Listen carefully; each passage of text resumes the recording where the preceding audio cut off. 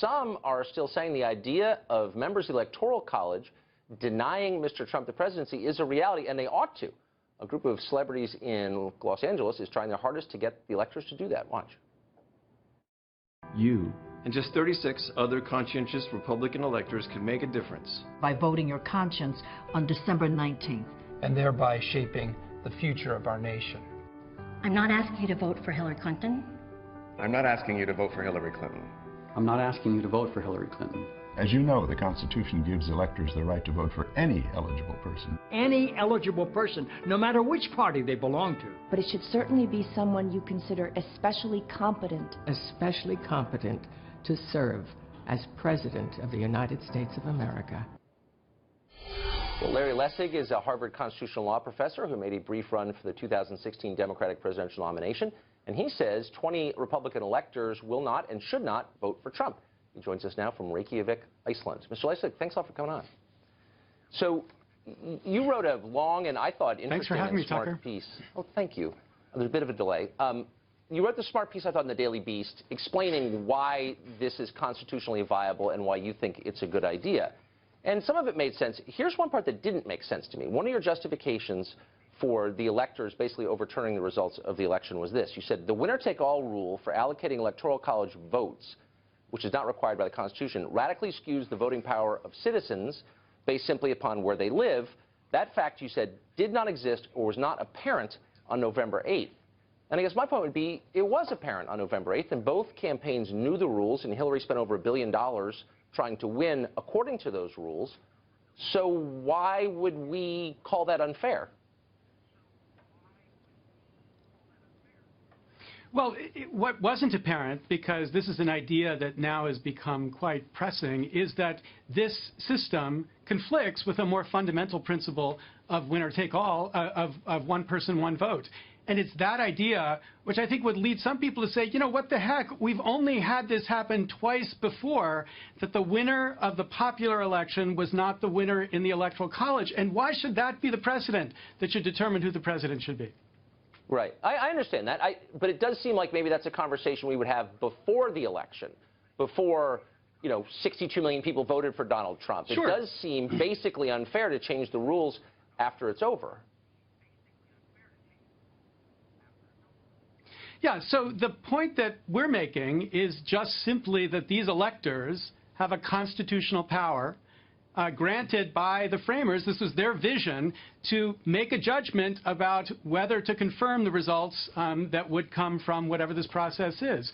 And that judgment needs to be made in light of what they know right now. And I think the important point we're just trying to advance, I'm not trying to persuade anybody of anything. We're just trying to advance the idea that they are free to make that judgment based on what they believe.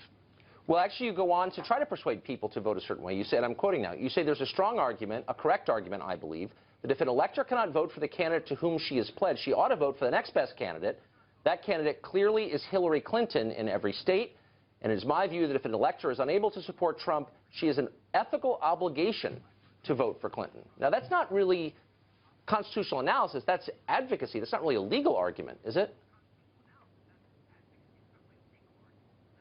No, of course it is, because what the Supreme Court said in Ray versus Blair was that states can't force electors to vote one way or another, but they can create a moral obligation for them to vote one way or the other. And what I was saying in that piece, the piece you so kindly said you thought, at least in some parts, was smart, was that there is, in the ethical analysis, a very strong presumption in favor of voting for the person you pledged. And that's what I believe all these electors have. And the only question is, does something override that?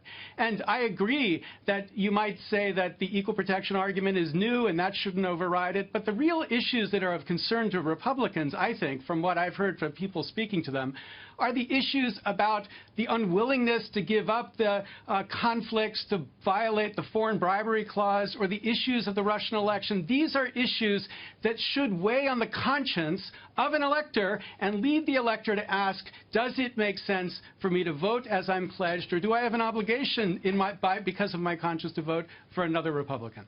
Right. I mean, I think those are real issues, the foreign conflict one especially, and that may be resolved when the president-elect addresses it at a press conference in coming days.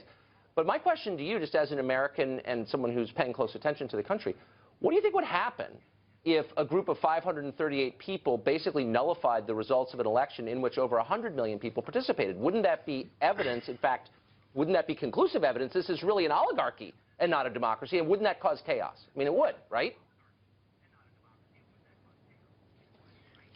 Well, I don't think it would cause chaos, because what this would do would send it to the House of Representatives, and the House of Representatives would then have to choose. And of course, there are a significant majority of Republican states in the House of Representatives, 1 vote per state.